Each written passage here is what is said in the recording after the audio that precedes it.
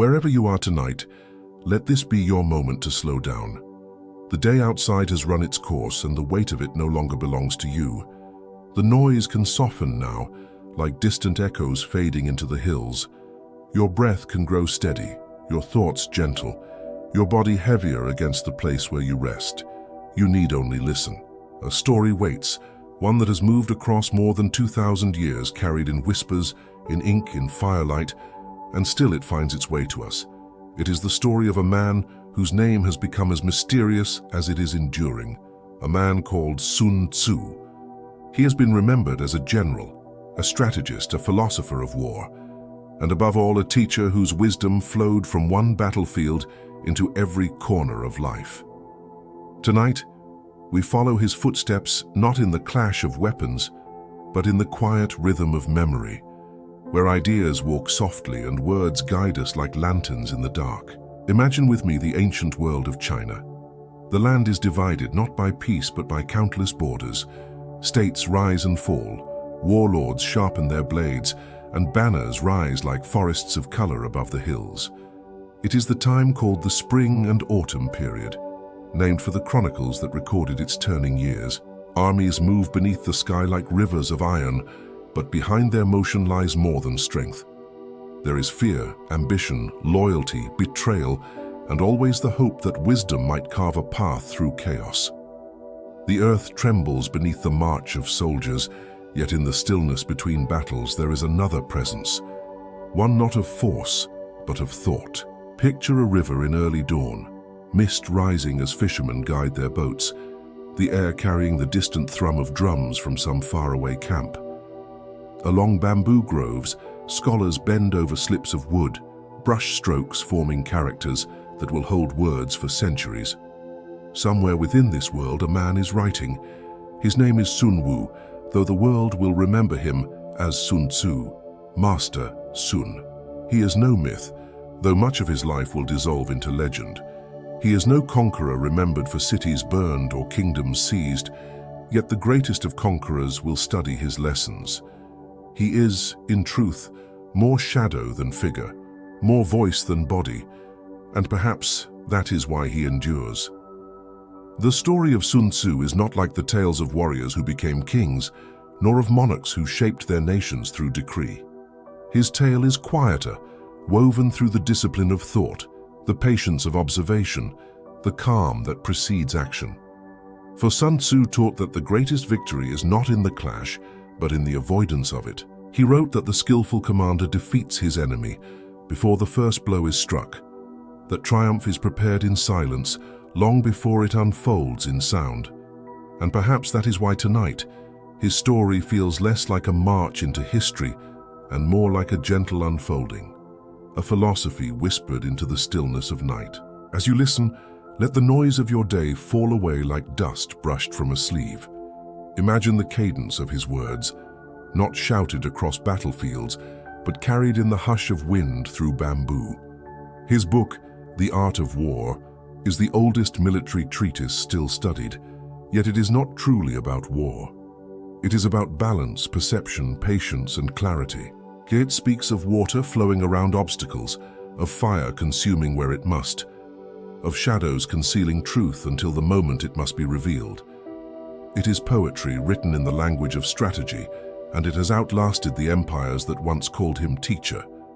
But who was this man who wrote with such timeless calm? That question has echoed for centuries. Some say he was born in Qi, a northern state of scholars and generals, and later served King Helu of Wu. Others doubt, claiming his story is part legend, a mask for the wisdom of many voices woven into one name. Yet whether one man or many, whether commander in the field or philosopher by candlelight, his words feel whole. They carry the clarity of one who has looked deeply into human struggle and found patterns that repeat across ages. So let us not worry tonight about separating history from legend. Let us not pull at the threads to see which are certain and which are not.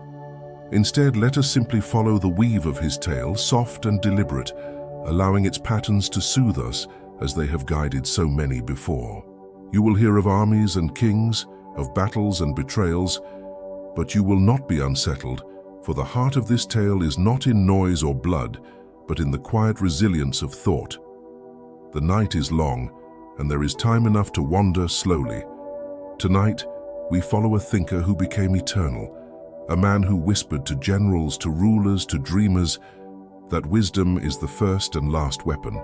And as we step into his story, let us carry with us the simple truth that lies beneath all of his words, that to know oneself is the beginning of victory. This is the path of Sun Tzu. This is the journey into the art of war. The story of Sun Tzu cannot be told without the land and time that shaped him. For the world of ancient China was not one of quiet unity, but of restless divisions. To the west, mountains stood tall and silent, their peaks catching the first light of dawn. To the east stretched broad rivers and fertile plains where farmers bent their backs to the soil. Between them, lords and kings carved borders that shifted like sand. It was an age known as the Spring and Autumn period, a name that speaks gently yet hides an age of constant struggle. China then was not one nation, but many states, each with its own rulers, ambitions, and armies. The Zhou dynasty still held the title of kingship, but its authority was fragile, more shadow than substance. Power was scattered among dukes, marquises, and warlords, each hungry to defend what was theirs, or to seize what was not. Imagine banners fluttering across the horizon, hundreds of them, each marked with different symbols, colors, and clan names. Where one state ended, another began, and at those borders men sharpened spears, not knowing if tomorrow would bring trade, alliance, or war. It was a world that bred caution. Villages were small, often walled, the people weary from the march of armies. Farmers learned to hide their stores of grain. Families carried stories of raids and shifting allegiances, where one season's neighbor might be the next season's enemy. The rivers themselves became lifelines and barriers, for whoever held the bridges and ferries held power over trade and war alike. And yet, despite the strife, this was also an age of great growth. Philosophy blossomed like spring bamboo. Scholars debated morality, order, and harmony beneath the shade of trees or within the courts of kings. Confucius walked these lands, teaching of virtue and duty. Laozi, the sage of Taoism, whispered of balance and the flow of nature. Ideas competed as fiercely as armies, each seeking to guide a fractured world toward stability. Out of turmoil, wisdom grew. Out of disorder, patterns emerged. In this shifting landscape, the state of Wu rose. It was not the largest nor the oldest of the kingdoms, but it carried ambition.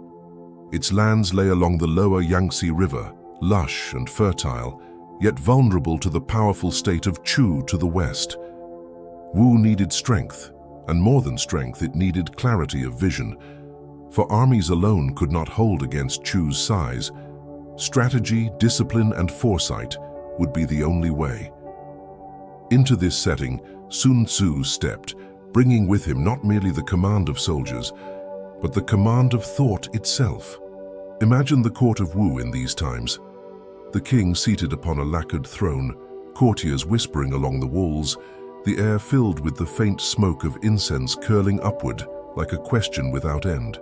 Generals bent over maps painted on silk, pointing to rivers, hills, and cities that might decide the fate of their people. Outside, soldiers trained in the yards, their movements a chorus of rhythm and effort, spears flashing in the light. Every man knew the stakes. If Wu faltered, Chu would consume it. If Wu triumphed, it might carve a place of honor in the annals of history. War was everywhere, yet so too was beauty. In the fields, peasants planted rice, the water shimmering like glass around their ankles. In villages, children ran laughing beneath willow trees, unaware of the dangers pressing beyond their horizon. Markets bustled with silk, bronze, and jade, the noise of bargaining mixing with the music of zithers and flutes. Life endured, even in the shadow of constant conflict. It is here that Sun Tzu's philosophy finds its roots, not in the love of destruction, but in the desire to preserve life by using wisdom to master the inevitability of war. For the wars of this age were not brief storms. They stretched across years, sometimes decades, consuming resources, lives, and spirit. A commander who failed did not merely lose a battle, he could cost his people their survival. Thus, the need for strategy was not luxury, but necessity. To plan carefully, to know the terrain, to understand the hearts of soldiers, to read the intentions of enemies. These were not matters of art alone, but of survival. Sun Tzu lived in an age where mistakes were unforgivable, but he also lived in a time where clarity could turn small states into great powers. It was the perfect soil for his thoughts to take root. His philosophy would be born not in peace, but in the crucible of ceaseless rivalry. When you imagine this world, see it not as a distant page of history, but as a living place. Hear the drums that called soldiers to march at dawn. Feel the weight of silence in a village awaiting news of war. Smell the ink as scribes recorded treaties that might be broken before the ink dried. Above it all, picture a man quietly observing, learning not only from the battlefield, but from the river, the mountain, the shifting of shadows at dusk. Sun Tzu was shaped by this world of uncertainty, and in return, he shaped it. And so, in this fragmented landscape where every border was sharp and every alliance fragile, the need for wisdom was greater than the hunger for power. A single decision could doom a kingdom or preserve it for another generation. The art of war, as Sun Tzu conceived it, was not simply to fight well, but to see clearly, to know when not to fight, to win without the ruin that most battles brought. In the endless turning of the spring and autumn years, his was a voice not of chaos, but of order. This was ancient China, a world at war, a world at thought, and within it, a man began to listen, to watch, to write. The fields of battle and the halls of kings would remember him not for bloodshed, but for wisdom, and from this world, his story begins to take form. Sun Tzu. The name itself is quiet, almost elusive, like a brushstroke fading into parchment. Much of his life, even in his own time, was wrapped in mystery. Historians disagree on when he was born, some placing him in the late 6th century before our era, others in the early 5th. Some say he was born in the state of Qi, a northern land known for its scholars and its generals, a place where philosophy and war were taught side by side. From there, the story tells us he found his way to Wu, a rising state in the southeast.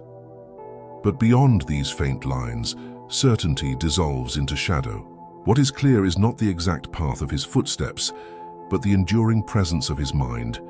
Imagine him as a young man, growing in a time when survival depended not on size or strength alone, but on judgment.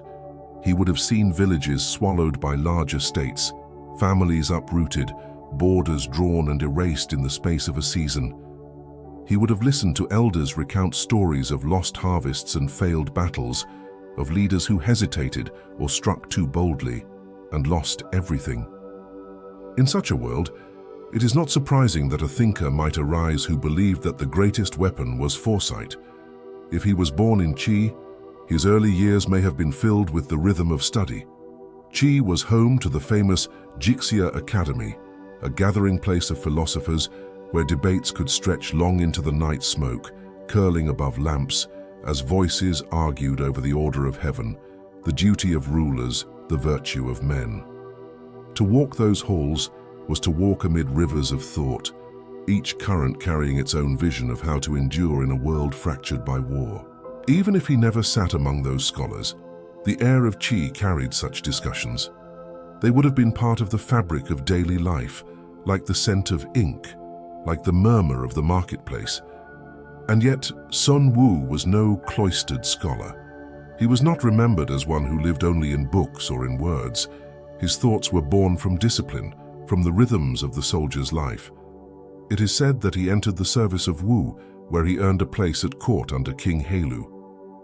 To arrive at Wu was to enter a state of fierce ambition, a kingdom striving to rise against its powerful neighbor Chu. In such a place, talent was noticed quickly. A man who spoke with clarity, who offered order where others saw confusion, would not go unheard. At the court of Wu, Sun Tzu's presence must have seemed unusual. He was not a noble by blood, not a figure of wealth or lineage. but his reputation carried weight. His words were like water cutting through stone, shaping minds with their precision. He carried with him a manuscript, or so the story goes, 13 chapters of distilled wisdom, each a thread of strategy woven into a single tapestry. This text, The Art of War, would become his voice through centuries. But in those early days, it was the man himself, not just the manuscript, that intrigued the king.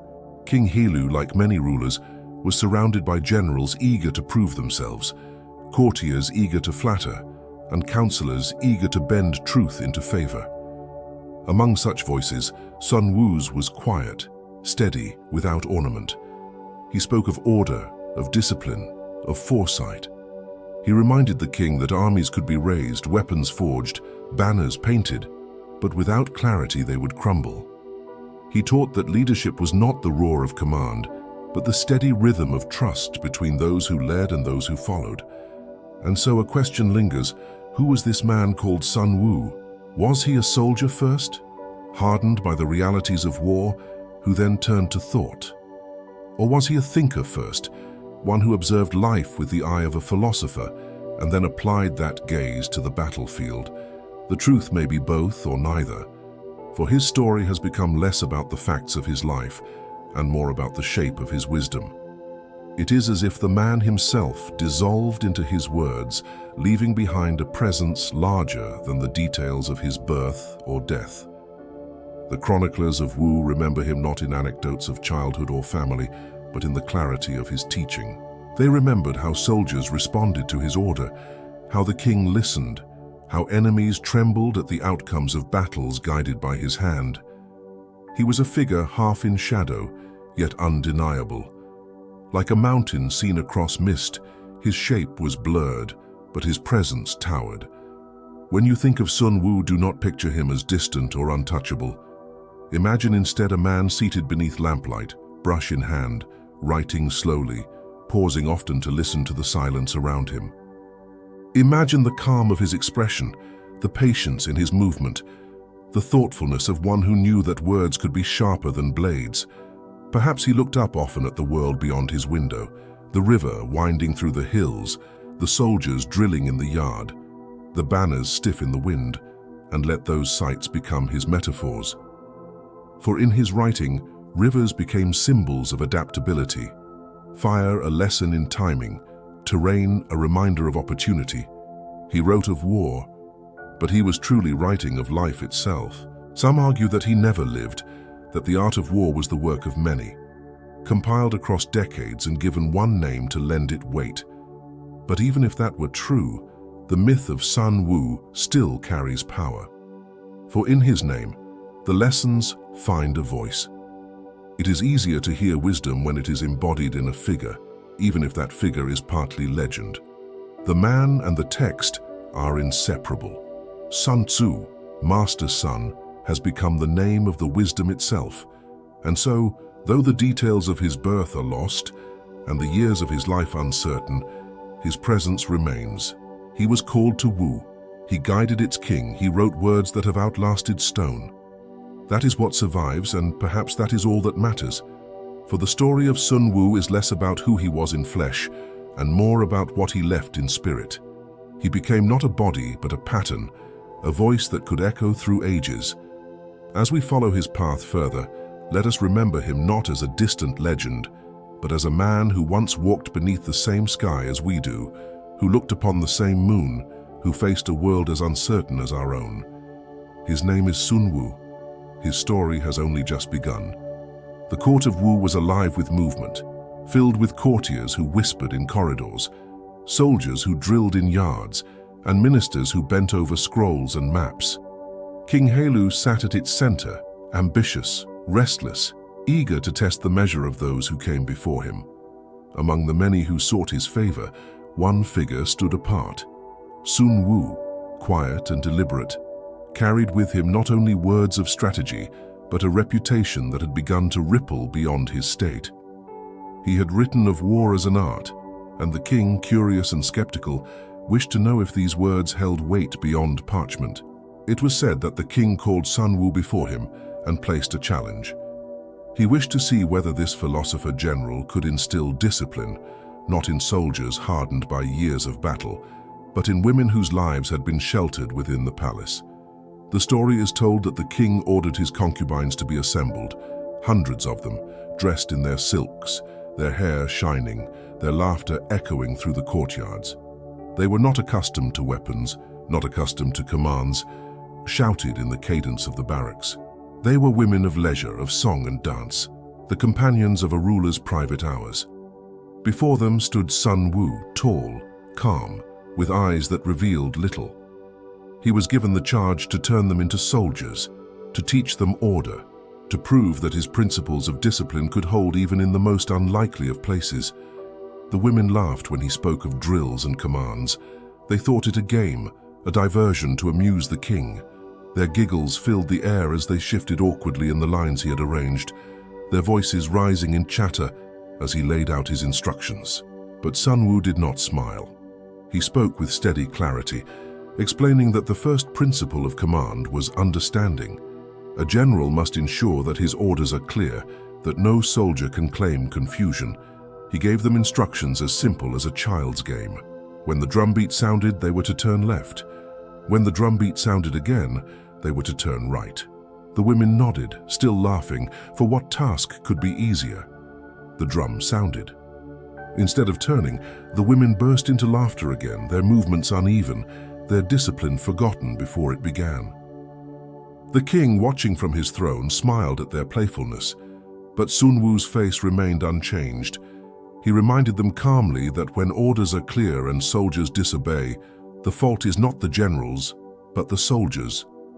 He warned them that discipline must be absolute, that without it no army could stand, no state could survive.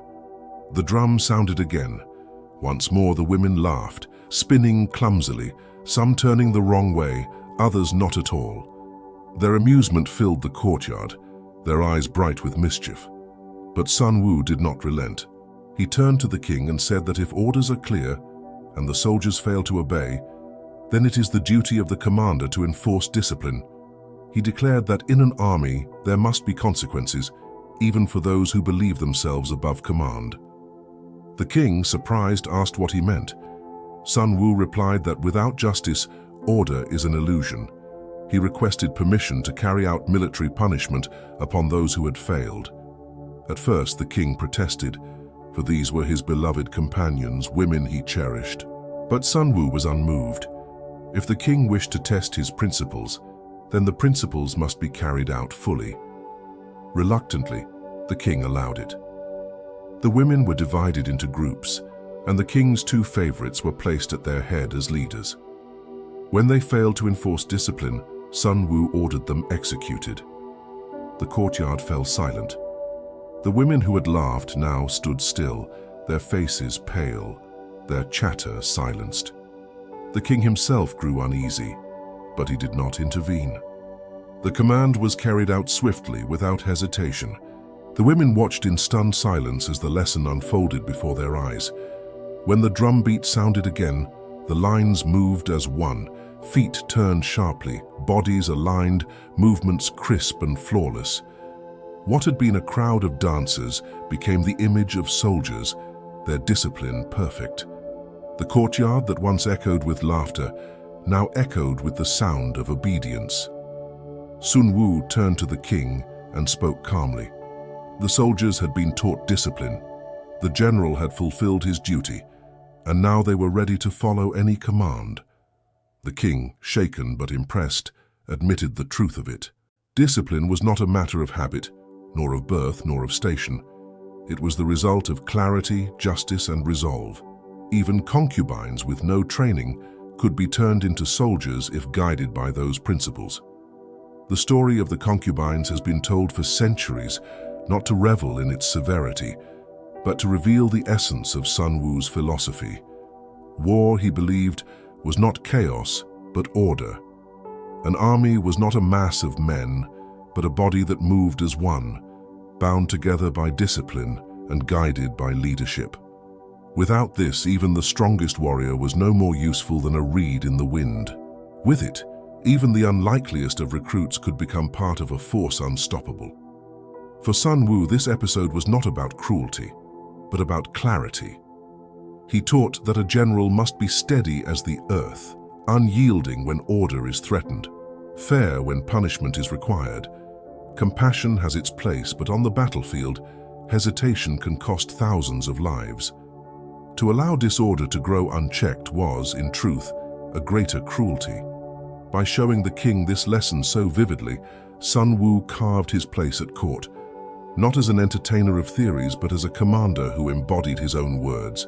From that day, the king respected him not as a philosopher with ink-stained hands, but as a general capable of shaping victory.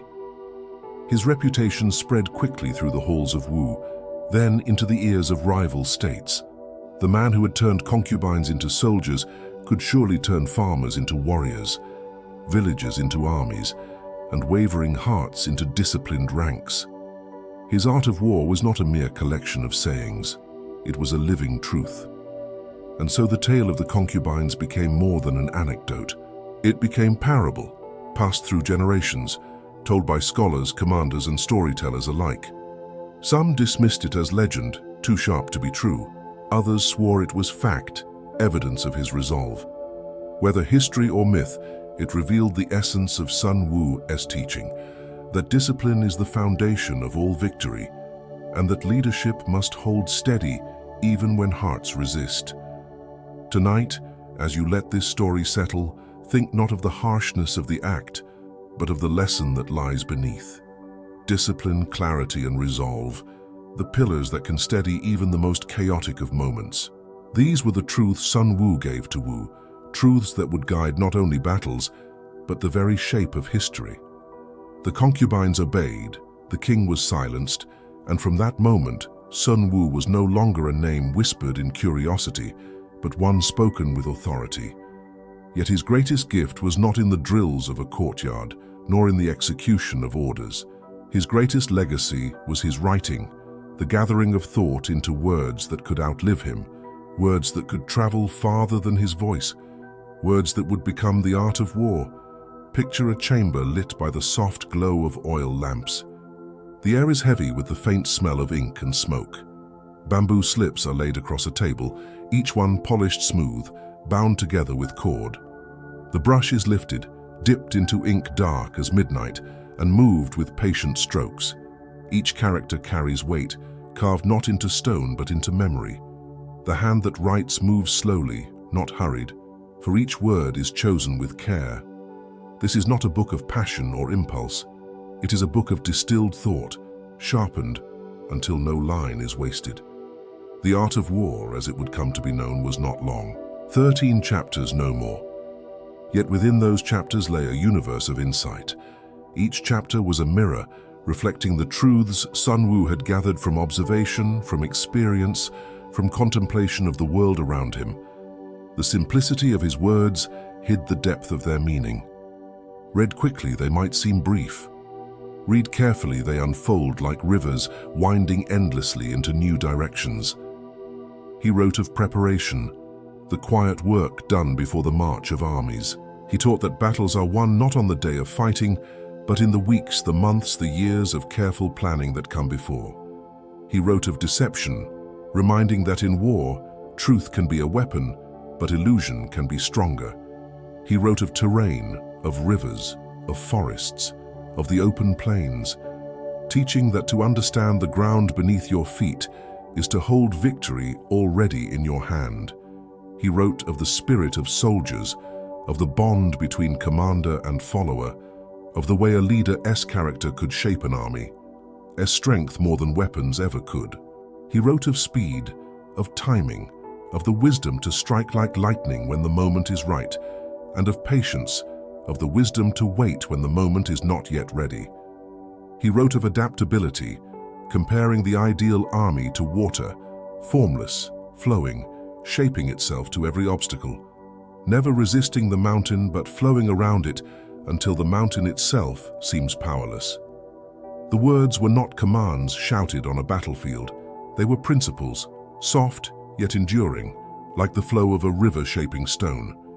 They could be carried into the mind of any commander regardless of army or state. They could guide, correct, and inspire. and in their essence was a vision far larger than battle itself. For though the title was The Art of War, the lessons reached beyond swords and spears. They touched on the art of leadership, the art of decision, the art of survival. Imagine Sun Tzu pausing often as he wrote, lifting his brush to watch the lamp flicker against the wall. Perhaps he heard the sound of soldiers training outside, their shouts carried faintly into the stillness of his chamber. Perhaps he thought of the rivers he had crossed, the fields where men had fallen, the villages he had seen caught between states. He was not recording dreams, but realities, not composing stories, but preserving truths. Each word was written with the weight of lives behind it. The art of war is filled with phrases that move like whispers. All warfare is based on deception. The supreme art of war is to subdue the enemy without fighting. Know yourself, and you will not fear defeat. They are words so familiar now that they feel eternal, but imagine them as they first flowed from his brush. They were not clichés then. They were revelations. To those who had known only the roar of battle, they were like discovering that silence itself could be a weapon. What is most striking is what the book does not say. It does not celebrate violence nor linger on the glory of conquest. It does not revel in destruction. Instead, it moves gently, almost as though its author wished to reduce the suffering of war by reminding leaders of wisdom. The truest victory, he wrote, is the one won without battle. The greatest skill is to defeat conflict before it rises. To fight and win is not the highest excellence. To prevent fighting at all is. This was a radical idea in a world where kings measured their worth by conquest, where generals sought fame through blood. Yet it was precisely this gentleness that gave the book its power. For Sun Tzu saw war as inevitable in a fractured age, but he did not accept that it must consume everything. His art of war was not a hymn to battle, but a manual of restraint. It was a reminder that power is strongest when it is controlled. And so chapter by chapter the book unfolded. The calculations of planning, the use of spies and intelligence, the alignment of morality and leadership, the measure of strength and weakness, the flow of battle like wind across the earth. Each piece was complete in itself, yet together they formed a pattern, a way of seeing the world. When it was done, the art of war did not shout. It whispered. It did not force itself upon history, yet it endured. The bamboo slips may have been copied, the characters inked again and again by later scribes, but the voice that spoke within remained constant. The voice of Sun Tzu, steady, measured, calm. In time, the text would leave the chamber of Wu. It would travel across states, across dynasties, across centuries. Generals would hold it close, emperors would study it, monks would find in it lessons for life itself. Yet in this moment, in that quiet room, it was simply a man, a brush, a lamp, and the stillness of night. The art of war was born not from conquest, but from clarity, not from ambition, but from reflection. And though the world around him raged with battles, Sun Tzu's words endured because they carried a peace deeper than war itself. The words of the art of war did not remain on bamboo slips alone. They were tested in the world, in the clash of banners, in the silence of dawn before armies moved, in the cries of men who placed their lives in the hands of commanders. And it was in the campaigns of Wu against the mighty state of Chu that Sun Tzu's philosophy came alive. Chu was vast, wealthy, and feared. Its lands stretched broad across the south, its armies large and proud. Wu, by contrast, was smaller, newer, still carving its place among the great powers of the age. To challenge Chu was to risk being swept aside, yet Wu under King Helu dared to try. It was not raw strength that gave them this courage. It was the quiet certainty that with Sun Tzu's guidance, cunning might overcome size, discipline might outmatch pride. Picture the battlefield not as chaos, but as a canvas. The morning mist rises over rivers wide as seas, the air heavy with the scent of wet earth. In the distance, the banners of Chu ripple like a forest, countless soldiers armored and ready. Their drums beat deep, echoing across the hills, a sound meant to strike fear before a single arrow is loosed. But across the plain, the army of Wu stands smaller, more measured, each unit aligned with precision, every man steady, their eyes drawn to the figure who rides at their center. Sun Tzu silent, his banner plain, his face unreadable. The chronicles tell us of the Battle of Boju, fought in 506 BCE, where Wu struck at Chu with unexpected ferocity. Yet this was not mere ferocity, it was design. Sun Tzu had studied Chu's habits, its commanders, its pride. He knew that Chu believed in its own size, that its generals trusted brute force above subtlety. He knew that to face them head-on was to be crushed. And so he did not meet them head-on. The armies of Wu moved like water. They advanced when Chu expected retreat. They retreated when Chu expected pursuit. They vanished into the bends of rivers, into the folds of hills, only to appear again where least expected. Sun Tzu taught that to know the enemy is to control the enemy. By predicting their reactions, he shaped them as surely as a potter shapes clay. The chronicles describe how Wu's soldiers crossed rivers under cover of night, their oars muffled, their armor wrapped to hide its shine. They emerged at dawn on Chu's flanks, striking suddenly, then vanishing before full resistance could form. They burned supply lines, disrupted communication, turned the very size of Chu's army into its weakness. For an army too large is slow, and Sun Tzu understood that speed is life. At Boju, Wu's army, though smaller, struck with precision. They moved not as scattered men, but as one body, disciplined, flexible, guided by invisible lines of thought. Chu's army, proud and massive, became sluggish, uncertain. Confidence turned to hesitation, and in that hesitation, Wu pressed forward. The battle was fierce, the clash of weapons loud, yet within it there was stillness, the stillness of design unfolding exactly as intended. Sun Tzu had written that in war, the victorious strategist seeks battle only after victory has been secured in planning. At Boju, that truth revealed itself. Wu triumphed, and the mighty Chu was humbled. Imagine the aftermath. The riverbanks strewn with abandoned banners, the silence heavy as crows wheeled above the fields. Wu's soldiers, weary but alive, lifted their eyes to the man who had guided them. They did not cheer wildly, for Sun Tzu was not one to invite revelry. Instead, they stood in quiet awe, knowing that their victory had been carved long before the first clash of swords, carved in the mind of the man who now watched the horizon as though already considering the next step. For Sun Tzu, battle was not an end, but a means. Victory was not a moment, but a path. Each success was to be used wisely, not squandered. And so Wu pressed its advantage, striking deep into Chu's heart, even seizing its capital for a time. Yet Sun Tzu did not teach conquest for conquest's sake. He taught that war is a burden, that every victory carries weight, that discipline must remain even in triumph. The chronicles suggest that Wu's campaigns reshaped the balance of power in their age. For a time, the once mighty Chu bowed before the cunning of a smaller state. Other kingdoms looked on with unease and wonder. Who was this general who could turn weakness into strength, who could bend the tide of history with thought alone? The answer whispered across the lands. It was Sun Tzu, the master of strategy, the author of the art of war.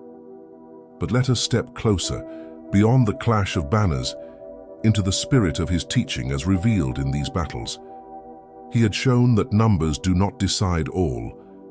He had shown that the strength of an army lies not in its size, but in its unity. He had shown that to move like water, to flow where the enemy is unprepared, is to wield power greater than force itself. And above all, he had shown that war need not be endless destruction. Each strike had purpose, each maneuver a lesson in balance. The victories of Wu echoed for generations, yet in Sun Tzu's mind they were not trophies, but demonstrations of principle. He taught that the wise general does not delight in victory. To rejoice in slaughter is to be blind to wisdom. True greatness lies in restraint, in achieving the goal with the least cost, in leaving the land and the people whole when the battle is done. That is why his words endured. For while others celebrated conquest, he whispered of balance. And so, The battles of Wu stand not as tales of blood, but as lessons in clarity. They remind us that strategy can overturn strength, that discipline can overcome chaos, that wisdom can outlast pride. As you picture the fields of Boju, do not dwell on the cries of war. Picture instead the mist rising at dawn, the silent oars dipping into a river, the calm gaze of a man who saw the pattern of victory before the battle began. Wu's triumph was fleeting, as all triumphs are. Power shifted again in time, as it always does. But the lessons Sun Wu carried from those battles, written and unwritten, remained. They did not fade with the banners of kings. They survived in ink, in memory, in the quiet rhythm of words passed through centuries. And tonight, they survive here in the story told to you, told. The battles of Wu were not merely contests of arms. They were proof that wisdom, when carried with discipline, can move mountains. And though the soldiers of Wu returned to their homes, though the fields of Boju grew quiet again, the art revealed there has never left us. The victories of Wu spread Sun Wu's name far beyond the banks of the Yangtze. In the courts of rival states, his reputation became a subject of whispers. Who was this man who had humbled Chu? Was he a magician of battle, a prophet, a philosopher cloaked in the robe of a general? Whatever the answer, kings and courtiers alike leaned closer when his name was spoken, for they sensed that his wisdom was not bound to the clash of armies. It reached further, into the way power itself could be shaped. Sun Wu had proven that the battlefield could be guided by thought as much as by sword, but his teachings stretched beyond war. He spoke of leadership, of the unseen threads that connect ruler and subject, general and soldier, master and servant. To him, war was only one mirror reflecting truths of human nature. He had studied fear, ambition, loyalty, deception, and patience, and he had found that they governed not only armies but kingdoms, households, and even the private hearts of men. In the court of Wu, he was listened to not merely as a commander, but as a counselor. He reminded King Helu that an army without trust is like a body without a soul. Soldiers march not only for pay or duty, but for the confidence that their leader carries them with fairness. A general who exhausts his men, who fails to feed them, who drives them without care, soon commands only shells. But a leader who respects his soldiers, who shares their hardships, who rewards them justly, commands their loyalty as surely as he commands their steps. These were not simply rules for battle. They were truths for life. Trust builds harmony, fairness builds strength, clarity builds obedience, and above all, foresight builds peace. Sun Wu's wisdom was the wisdom of balance, and it was no surprise that philosophers as well as generals began to echo his words. He taught that strategy was not only a matter of maps and terrain, but of perception. To lead well is to see not only what is in front of you, but what lies hidden behind appearances. He compared a wise leader to water, which flows naturally to the lowest ground, adapting to every shape without resistance. He compared poor leadership to fire uncontrolled, consuming friend and foe alike. These images were not lessons for war alone, they were lessons for every human endeavor. At times, the court pressed him for advice beyond campaigns. He was asked about alliances, about the treatment of subjects, about the duties of kingship.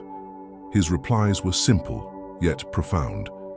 He reminded rulers that to demand without giving is to invite rebellion, that to rule through fear is to rule briefly, that the strongest fortresses are not built of stone, but of trust. He told them that victory is not a crown seized, but a crown sustained. These words, though written in the cadence of strategy, carried the rhythm of philosophy. The chronicles say that Sun Wu was never one to seek attention. He did not dress lavishly, nor fill the court with boasts. His presence was quiet, his words measured. When he spoke, men leaned forward to catch each syllable, for his speech was like his writing, brief, exact, leaving silence enough for thought. Some called him stern, but others saw in him a calmness that was itself a lesson. A general who panics infects his army with fear. A leader who remains calm in storms steadies all who follow.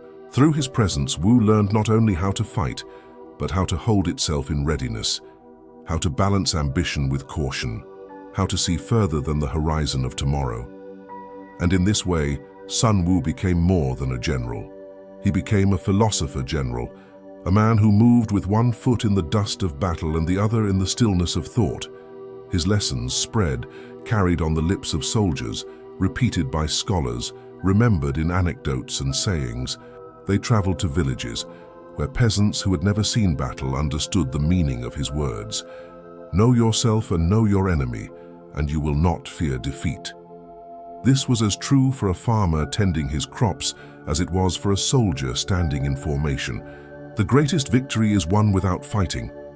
This was as true for neighbors seeking peace as it was for states seeking survival. Sun Tzu showed that the wisdom of war was not about death, but about life. War, he knew, would always come in an age of fractured states. But war did not have to consume everything. It could be guided, restrained, shaped by wisdom. The purpose of strategy was not to delight in destruction, but to preserve, to shorten, to spare. In this, his thought became as much moral as practical, for he believed that the highest skill of a general was to spare his people suffering by ending war swiftly or by avoiding it altogether. And so his voice became not only the echo of a commander, but the whisper of a sage. The art of war was studied not only by those who marched beneath banners, but by those who governed behind walls. In its lines they found not merely tools of victory, but reflections of life itself. And perhaps that is why his words have endured, because they belong not only to the soldier but to the human heart. Imagine him again beneath lamplight, brush in hand, his chamber silent, save for the faint scratching of ink on bamboo slips. The oil lamp flickers, casting shadows that move across the walls like soldiers in formation. He pauses, gazing into the flame as though seeing far beyond it. What he writes is not meant only for his king, nor only for his time. It is meant for ages to come, for any who would listen, for any who would seek wisdom in times of struggle. Sun Tzu was a general, yes, but he was also a philosopher, a guide, a mirror in which the nature of power could be seen clearly. His gift was not only in leading armies to victory, but in teaching that the greatest victories lie not in conquest, but in understanding. And it is this vision that continues to move quietly through history, as steady and enduring as the flow of the Yangtze itself. The victories of Wu could not last forever. Power rises and falls like the tide, and though Wu shone bright for a time, the strength of larger kingdoms eventually pressed back against it. Yet what faded with Wu's banners did not fade with Sun Tzu's words. The art of war outlived the state that had carried it. Its wisdom traveled farther than armies, farther than the reign of any single king, carried from hand to hand, copied onto bamboo slips, whispered in schools of scholars, remembered in the minds of soldiers. Imagine the slips themselves, bound with silk cord, stored in wooden chests, taken up by careful hands generation after generation. Some copies were lost to fire, some to decay, some buried with generals in their tombs. But enough remained, enough were copied, that the voice of Sun Tzu was never silenced. His words moved beyond the court of Wu, beyond the campaigns against Chu, into the wider tapestry of China. The spring and autumn period gave way to the warring states, an age even more turbulent. 7 great powers rose, each hungering for dominance, each locked in struggles that would shape the future of the empire. In those years, countless generals sought every advantage, every fragment of wisdom that might help them endure. And so the art of war spread, carried by scribes, by teachers, by men who had once served under Wu and then found themselves in new lands. It became not only the guide of one state, but the secret of many. In the northern state of Qi, scholars debated its phrases beneath the halls of their academies. In Zhao and Wei, generals studied its chapters before they marched to meet enemies on the plains.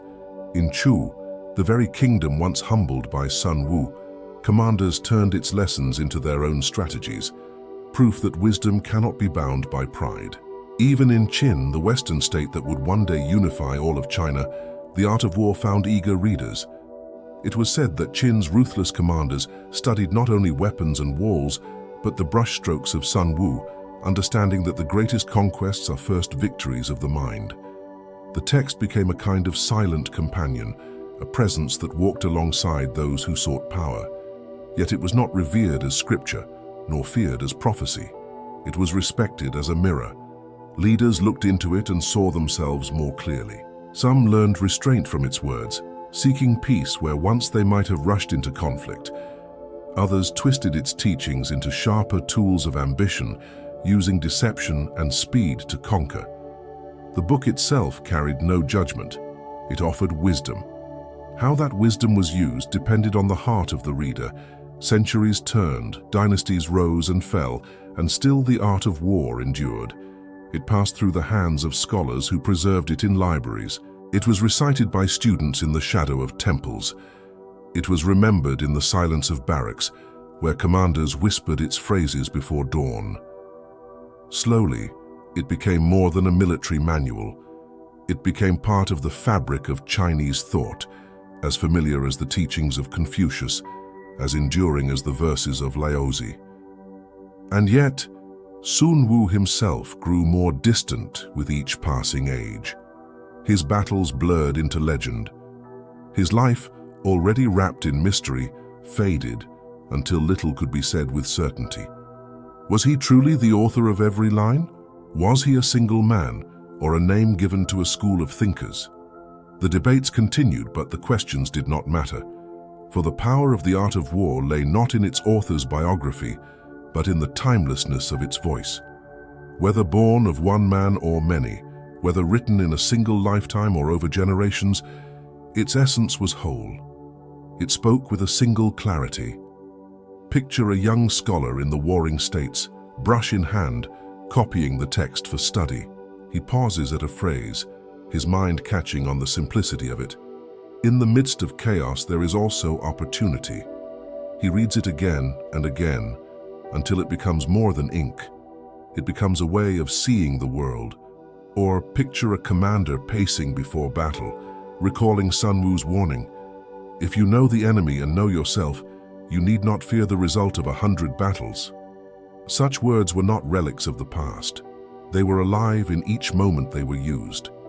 And so the book spread not like fire which burns quickly and dies, but like water, flowing into every crevice, nourishing quietly, wearing down stone with patience. It seeped into the culture of China and through China into the wider world. Long after Wu was gone, long after the kings who once tested Sun Tzu's resolve were forgotten, his text endured, unbroken, unbent, unchanged. It is a curious thing that a man can disappear while his words remain. The scrolls carried his wisdom, but his footsteps faded into silence. His family, his home, his daily life, these things were not preserved. Only the distilled essence of his mind survived, as if he had chosen to pour all of himself into sentences rather than into monuments. And perhaps that was his greatest wisdom of all, to understand that stone crumbles but words endure. As you listen now, let yourself imagine those words not only as relics of history, but as companions of your own life. For the art of war was never meant only for kings.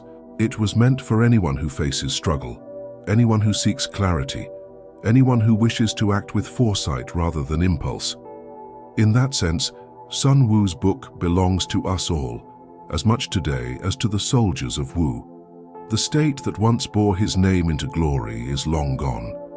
Its walls are dust, its banners torn, its kings forgotten. But the art of war is still read, still quoted, still alive. And in that endurance lies the truest victory Sun Tzu ever achieved. He conquered not a single kingdom, but time itself. In the stories of history, some lives end with a final act, a clear curtain drawn across the stage, a last battle, a last word, a last breath, recorded in ink. But for Sun Tzu, the man we call Sun Tzu, there is no such ending.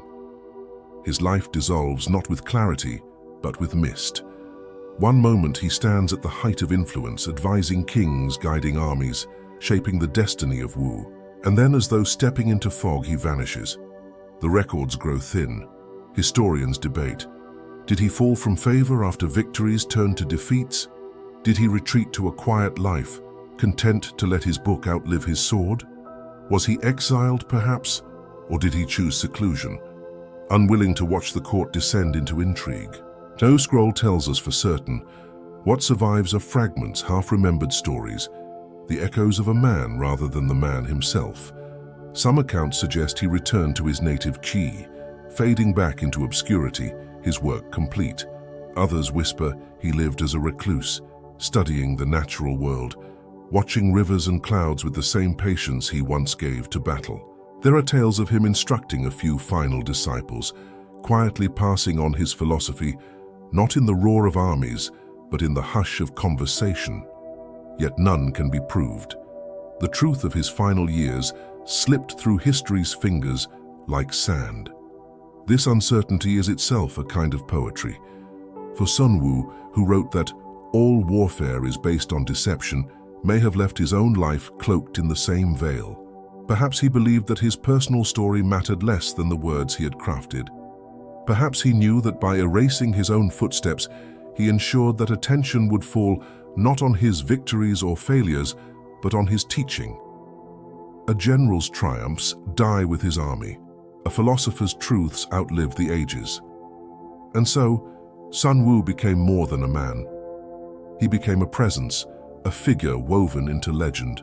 In the centuries that followed, scholars argued whether he ever truly existed, or whether Sun Tzu was a name given to a school of strategists whose wisdom was gathered under a single title. The mystery only deepened his aura, a shadowed figure, half seen, half imagined, but always revered. Legends tell of his ghost walking the ramparts of Wu's fallen capital, whispering lessons to generals who could no longer hear. Folk tales describe him as a sage who transformed into a wandering spirit, drifting along battlefields to remind warriors that strength alone is never enough. Others place him among the immortals of Taoist tradition, suggesting he had unlocked a truth so deep it carried him beyond the realm of mortals.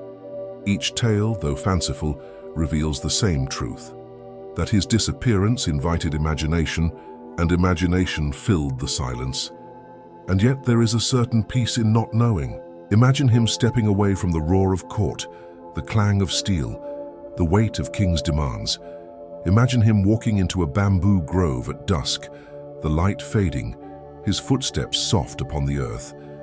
The world he leaves behind is filled with turmoil, but the world he walks into is filled with quiet. He listens to the cicadas hum, to the rustle of leaves, to the slow breath of the land. Perhaps in his final years, Sun Tzu found the same stillness he wished to teach through discipline and restraint. Not every victory is on the battlefield. Some are won within. As his life faded from record, his book grew brighter. Without his body, his words became his presence. Every copy made, every line recited was as if he lived again. His immortality was not the kind of legend claimed by emperors, carved in stone, but the kind that moves quietly through time. A student whispers a phrase before sleep. A general remembers a sentence before dawn. In those moments, Sun Tzu breathes again. There is something deeply human in this vanishing act. For all of us leave behind mysteries. We are remembered partly, imperfectly, through stories told by others, through fragments of what we wrote or said or did. No one's life is preserved in full. Sun Tzu's disappearance is not an anomaly. It is a mirror of what happens to every life. But unlike most, he left behind words so enduring that his presence is still felt 2,000 years later. Consider how his own teachings echo his fate. Appear at places to which he must hasten, he wrote. Move swiftly where he does not expect you. Did he not do the same to history itself? He appeared in an age of chaos, struck with clarity, and then disappeared where no one expected, leaving historians forever chasing shadows. His own life was his final lesson in strategy, to shape perception, to control the story even in absence. And so he becomes a thread in China's tapestry of myth. Alongside Confucius, who taught harmony, alongside Laozi, who taught balance, alongside warriors and sages, poets and kings, But where Confucius left conversations and Laozi left verses, Sun Tzu left a manual of war that was never only about war. His disappearance makes him timeless, as though he had stepped out of history's pages into a place where time could not bind him. Centuries later, when scholars debated his existence, they realized that the debate itself mattered less than the wisdom preserved. Whether Sun Tzu was one man, many men, or even a constructed figure mattered little. The art of war had already become part of the foundation of human thought. It lived not in biography, but in practice. Its truth did not depend on the life of the author, only on the enduring resonance of the words. So when we speak of Sun Tzu's disappearance, we are not speaking of absence. We are speaking of transformation. He passed from being a figure of flesh and blood to being a symbol, a guiding voice, a lantern carried forward through centuries. His life vanished into mist, but his wisdom became a mountain, rooted, immovable, impossible to erase. And now, as you listen, let the image of that fading figure stay with you, not with sorrow, but with calm. Imagine him walking down a quiet path, torch in hand, until the shadows swallow him and the flame becomes only a glow on the horizon. That glow remains steady like his words. He is gone and yet still here, forgotten and yet remembered, absent and yet eternal. Sun Tzu disappears, but Sun Tzu endures. The centuries rolled forward, dynasties rose and crumbled, and still the slender bamboo slips of the art of war passed from hand to hand. They outlasted kingdoms, emperors, and even the shifting borders of China itself. Wherever ambition stirred and conflict brewed, the book reappeared like a lantern in the dark. Generals read it before campaigns, but so did scholars and poets who saw in its phrases more than military counsel.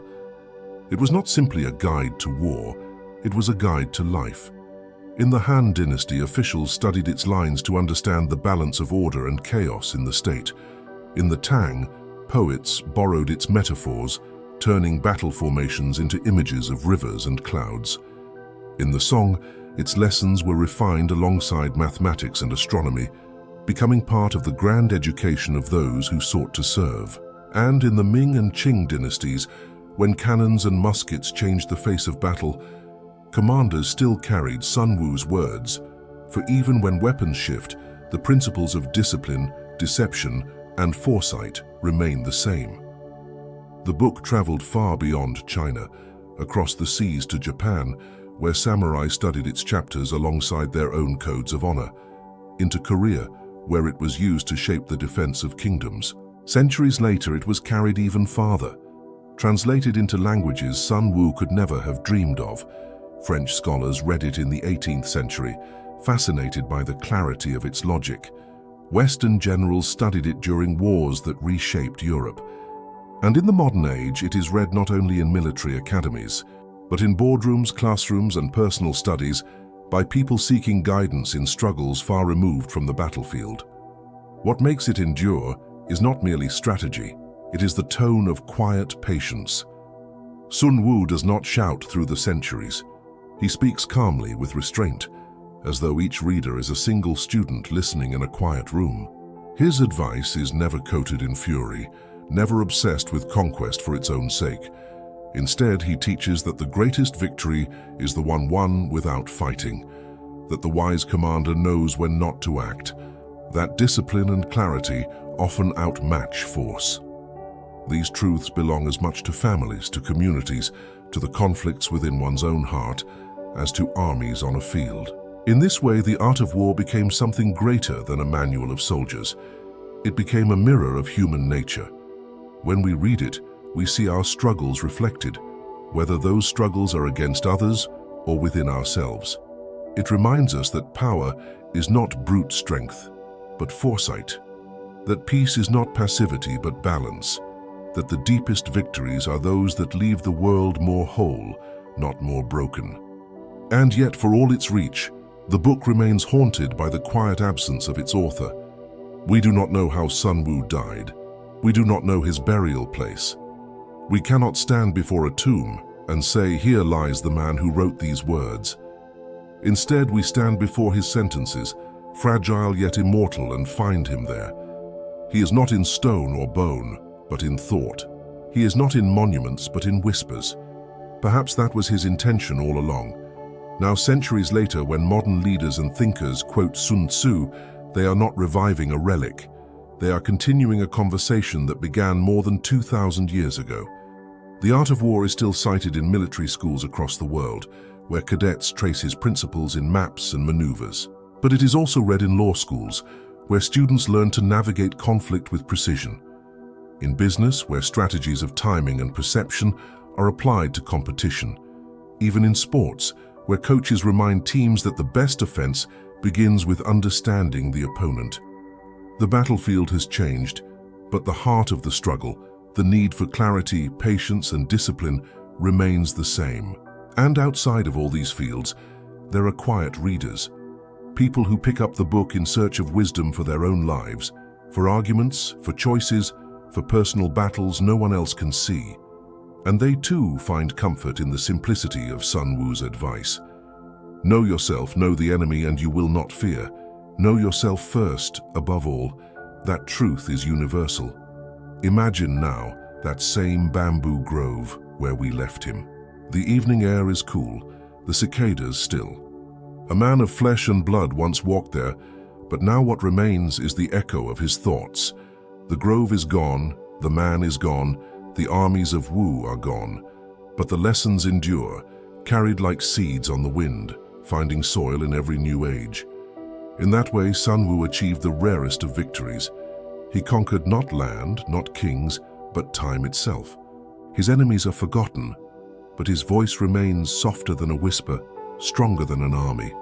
And so tonight, as you rest, you too are part of this long chain of listeners. You have walked with him through the battles of Wu, through the pages of his book, through the mist of his disappearance, and now into the present moment. His story is no longer distant. It is folded into your memory, woven into your thoughts. And perhaps you see, as countless others have seen, that The Art of War is not a book about destruction. It is a book about clarity, about finding balance in chaos, about walking with patience through a storm. It is not about taking life, but about preserving it. Not about endless struggle, but about ending struggle wisely. Now let your mind carry this forward, not into battle, but into rest. The lessons of Sun Tzu are not only for kings or soldiers, they are for you here now in the quiet of your own night. His words remind you that even in conflict there is calm to be found, that even in difficulty there is opportunity, that even in uncertainty there is strength in patience. You are not holding a sword. You are holding silence. You are not preparing for battle. You are preparing for sleep. And as your breath slows, as your thoughts grow gentle, imagine Sun Tzu's final gift, that in mastering conflict we learn how to let it go, that in understanding struggle we find peace. So wherever you are, allow your eyes to grow heavy. Let the noise of the day fade. Let the wisdom of centuries settle quietly in your mind, not as urgency, but as calm. The battle is over, the lesson remains, and the night is yours. Sleep well, and carry with you the soft, steady courage of a man whose words have walked through time unchanged, waiting to remind you that victory can also mean peace.